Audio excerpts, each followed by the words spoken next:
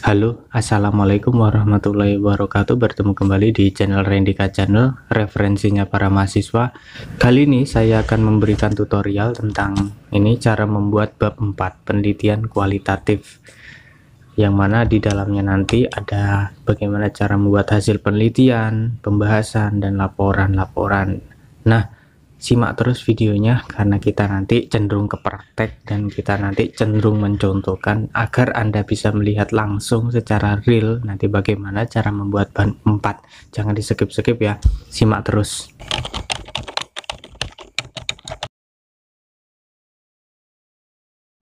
Nah, biasanya di dalam bab 4 itu sering dituliskan paparan data, juga sering dituliskan hasil penelitian, kadang juga dituliskan pembahasan. Nah, ini tergantung kampusnya masing-masing ya. Kampusnya ingin menuliskan paparan data, apa hasil penelitian atau pembahasan, ini mengikuti pada buku panduan yang dituliskan oleh kampus Anda. Nah, di dalam bab 4 ini isinya apa saja? Di dalam bab 4 itu ada gambaran umum objek penelitian, ada juga deskripsi data atau pembahasan atau temuan penelitian, ada juga analisis dan interpretasi data atau paparan data dan analisis data. Nah, ini tergantung kampusnya masing-masing juga. Yang penulisan deskripsi data ini kadang ada yang menuliskan pembahasan langsung, dan ada juga yang menuliskan di kampusnya itu temuan penelitian. Nah, kita mengkondisional aja mengikuti kampus Anda, tapi intinya itu sama, yaitu ini adalah sebuah gambaran umum tentang objek yang Anda temukan, objek penelitian yang Anda temukan. Kali ini saya akan memberikan tutorialnya ini bagaimana cara menulisnya ini satu persatu ya. Ikuti terus, jangan di skip-skip. Ini yang pertama, ini kita mulai dari gambaran umum objek penelitian. Nah, gambaran umum objek penelitian ini di dalamnya ini ada apa saja. Dalam gambaran umum objek penelitian ini di dalamnya kita harus menuliskan pertama yaitu profil objek kalau ada. Kalau tidak ada, ya gambarkan sajalah secara singkat. Nah, misalnya Anda dalam penelitian studi lapangan ya, bukan dalam studi pustaka ya, maupun dalam studi literatur, karena ini membahasnya dalam studi lapangan. Nah, yang pertama yaitu profil objek, dan yang kedua bisa Anda tuliskan sejarah kalau ada. Kalau tidak ada yang mengetahui, Anda cari atau wawancara, sudah wawancara ya, tidak ada yang mengetahui, tidak ada yang berupa data secara sekunder, maka ya tidak usah, tidak apa-apa. Dan kemudian ini jelaskan juga lokasi secara realnya ya, memang ada lokasi ini yang sudah dituliskan di bab 3, dan alangkah baiknya kalau misalnya lokasi penelitian ini lebih realnya Anda tuliskan di gambaran umum objek penelitian. Nah, ini terserah Anda, karena penelitian kualitatif ini kita identik dengan mengungkapkan data. Kita tuh mengungkapkan data, nanti kita interpretasikan, nanti kita analisa, di paling bawahnya ini kita analisis lagi atau kita pilah-pilah lagi. Nah, ini yang A dulu, ini gambaran umum objek penelitian. Dan yang kemudian yaitu ada SDM responden. Nah, ini Anda jelaskan siapa nanti di situ, misalnya yang menjadi objek atau penduduk di situ, misalnya penduduk penelitian Anda. Itu yang memang di bab 3 Anda menjelaskan di situ metode penelitian atau wawancara ditunjukkan kepada siapa, itu sudah dijelaskan. Tapi di sini ini lain, tidak sama dengan seperti yang Anda tulis di metode penelitian. Dari di SDM responden ini Anda mengungkapkan misalnya strukturnya dari kepengurusan dari lembaga itu siapa, atau enggak mengungkapkan tadi kepengurusan dan lembaga tersebut maupun dari penduduk-penduduknya tersebut. Jadi kita merumuskan di lingkup yang lebih umum. Dan kemudian kita juga bisa menjelaskan sarana prasarana. Jadi misalnya kita meneliti sebuah lembaga, di situ ada sarana prasarana yang perlu kita jelaskan secara detail ya, kita jelaskan. Memang kita studi penelitiannya tentang misalnya manajemen sarpras. Nah, gitu ya, kita harus jelaskan dalam penelitian tersebut tentang sarana prasarana yang telah dimiliki oleh lembaga tersebut. Nah, ini gambaran umum objek penelitian yang harus Anda tulis. Nah, ini tinggal jawab aja profil objeknya seperti apa, sejarah, lokasi, responden, dan secara prasarana. Kalau mungkin ada data yang lain, misalnya data yang bisa mendukung dalam penelitian Anda cantumkan di situ ya, tidak apa-apa dalam mendukung misalnya gambar, data-data tabel, atau data-data yang memang itu menandakan bahwa sebuah lembaga tersebut itu adalah instansi yang berprestasi, itu juga bisa Anda cantumkan di situ. Tapi tergantung dari topik Anda lagi ya, mengikut pada topik Anda, tujuannya mau larinya kemana, atau enggak judul Anda, judul skripsi Anda itu topiknya mau larinya kemana. Dan yang kemudian yang paling inti dalam bab 4 yaitu adalah apa? Yaitu ini. Nah, kita harus membuat ini deskripsi data, atau bisa dikatakan pembahasan, atau enggak dalam buku panduan penelitian yang lain itu bisa dikatakan temuan penelitian. Ini dalam temuan penelitian ini apa yang harus kita tulis. Nah, yang pertama dalam deskripsi data atau pembahasan temuan penelitian ini kan kita mengungkapkan sesuatu yang kita teliti. Nah, mengungkapkannya itu kan ada metode di awalnya tadi. Berupa apa metode itu? Nah, metodenya itu misalnya wawancara, dokumentasi, observasi. Nah, misalnya 3 metode ini sudah kita praktekkan. Nah, itu ada datanya. Datanya itu nanti yang kita tulis di deskripsi data, atau enggak di pembahasan ini ya. Ini yang kita tuliskan. Nah, lalu model penulisannya bagaimana? Nah, model penulisannya ini kita bagi sesuai dengan rumusan masalah atau topik masalah yang kita sudah cantumkan di bab 1 tadi. Misalnya kita mempunyai rumusan masalah atau topik masalah atau fokus masalah itu ada 3, misalnya ada 3. Mari kita tulis 3 juga di situ. Misalnya 1 rumusan masalah Anda apa di situ, dan 2 dan 3. Nah, tuliskan di situ dulu. Untuk rank Anda nanti menulis isinya. Nah, yang kemudian yang Anda lakukan ketika sudah menuliskan rumusan masalah yang 1 itu, tapi bukan berupa kata tanya ya di dalam penulisan di sini. Jadikan sebuah judul di situ.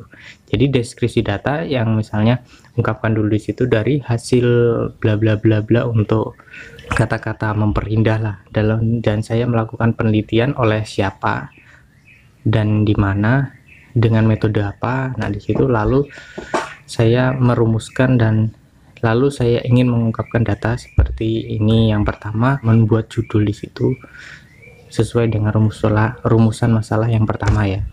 Nah, yang kemudian di deskripsi data yang pertama ini judulnya dari hasil rumusan masalah ya. Nah, ini isinya ada apa saja. Nah, yang pertama itu kita tafsirkan makna dulu, kita tafsirkan atau kita maknai dulu, dan yang kemudian ada sumber atau objek hasil wawancara kita, dan yang ketiga adalah kutipan-kutipan. Nah, ini nanti kita akan jelaskan di slide berikutnya ya. Nah, ini yang penting metode penulisannya seperti ini dulu. Yang pertama yaitu kita copy pastekan dulu misalnya tujuan atau fokus masalah kita apa yang ada di bab 1 ke sini, dan kemudian itu kita isi di dalamnya. Nah, sekarang kita membuat ini sub-sub judul yang terdapat dalam deskripsi data ini ya. Bagaimana caranya? Nah, pertama yang harus kita lakukan adalah kita menuliskan tafsir makna.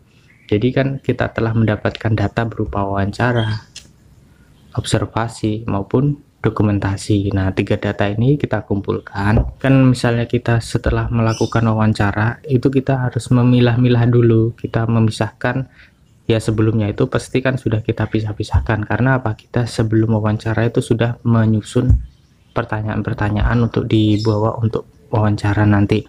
Maka pertanyaan-pertanyaan itu jangan, yang saya ingatkan kembali, itu jangan sesuai dengan fokus masalah. Maksudnya rumusan masalah Anda tanyakan kepada responden, itu jangan seperti itu, tapi Anda nanti buat lagi rumusan masalah itu menurut kerangka berpikir ya. Kalau bingung masalah kerangka berpikir bisa dicek di video saya yang kemarin ini. Pertama kita harus menuliskan tafsir makna. Tafsir makna ini bagaimana? Tafsir makna ini misalnya kayak di situ adalah kalimat pembuka yang menunjukkan jalannya itu mau lari kemana. Misalnya di situ menunjukkan, misalnya dari hasil responden ini mengatakan bahwa siswa yang belajar daring, misalnya siswa yang belajar secara daring itu lebih efektif, misalnya seperti itu. Nah, ini ditafsirkan dulu, dimaknakan dulu. Nah, kemudian loh kok bisa seperti itu. Nah, kemudian dituliskan lagi subjeknya itu mengatakan, atau objek dari objeknya itu ungkapkan di situ ada kutipan langsung dan ada juga kutipan tidak langsung.